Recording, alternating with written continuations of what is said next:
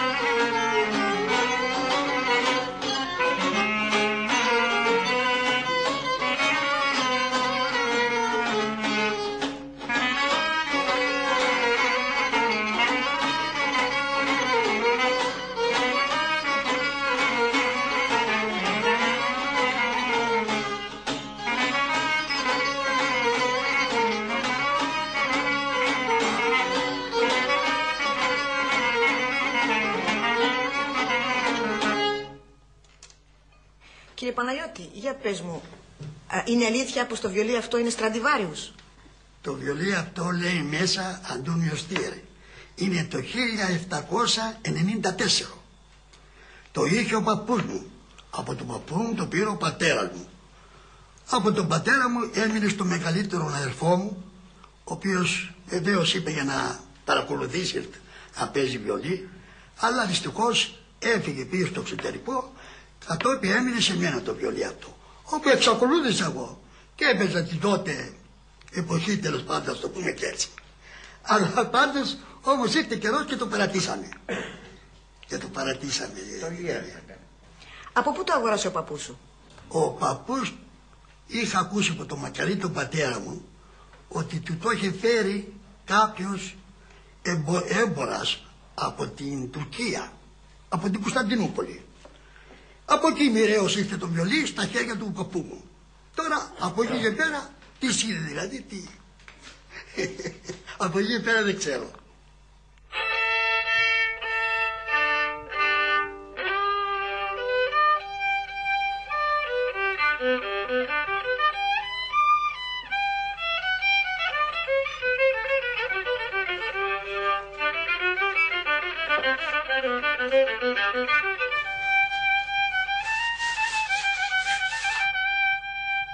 Το βιολί και το κλαρίνο είναι όργανα ξενόφερτα που μπήκαν στην Ελλάδα τον περασμένο αιώνα.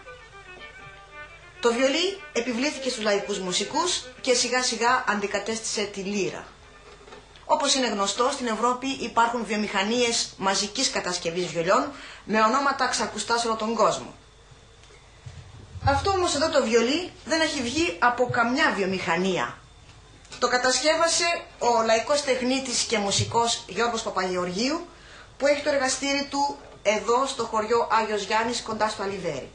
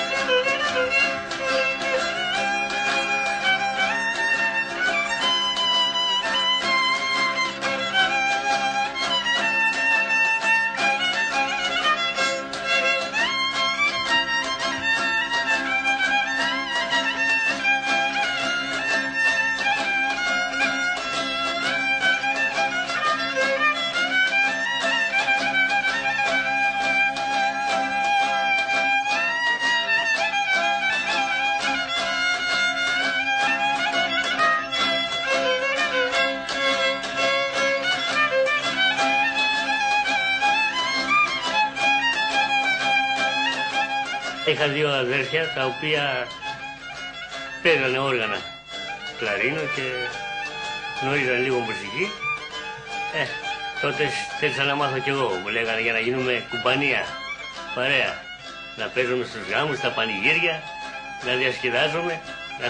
Βέβαια. Και μετά, αφού εγώ δεν είχα βιολί, τι να κάνω, είχα έναν παππού, ο οποίος ήταν παπάς και είχε ένα βιβλίο το οποίο είχε δύο καπλαμάδες και αποφάσισα και τους έβγανα και για να φτιάξω ένα βιολί. Τους έβγανα, έφτιαξα ένα βιολάκι και έπαιζα λίγο. Με αυτό έπαιζα μερικούς σκοπούς να πούμε. Έβγαζε καλούτσικη φωνή. Εκ των υστέρων τα αδέρφια μου αποφασίσαν και ο πατέρας να αγοράσουν ένα βιολί από καλό. Τέλος πάντων βρήκαμε ένα βιολί, το αγοράσαμε και μετά άρχισα να παίζω.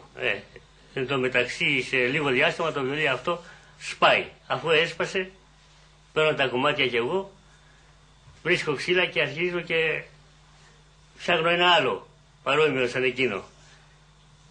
Έπειτα, εν τω μεταξύ, συνέχεια άρχισα να επιδίδομαι, να βρίσκω ξύλα και να κατεργάζομαι, να βρίσκω βιολιά, να φτιάνω βιολιά.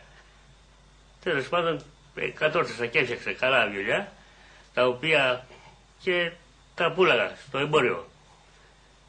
Έπειτα έπαιζα και σε γάμους και σε πανηγύρια και μετά συνέχιζα. Διόρθωνα και άλλα όργανα τα οποία η μουσική μου τα φέρανε και τους τα έφτιαζα, που χαλάγανε. Τα ρύθμιζα, τους έκανα καλή φωνή και με προτιμούσαν. Και μέχρι σήμερα μου φέρνουν όργανα και τα επισκευάζω.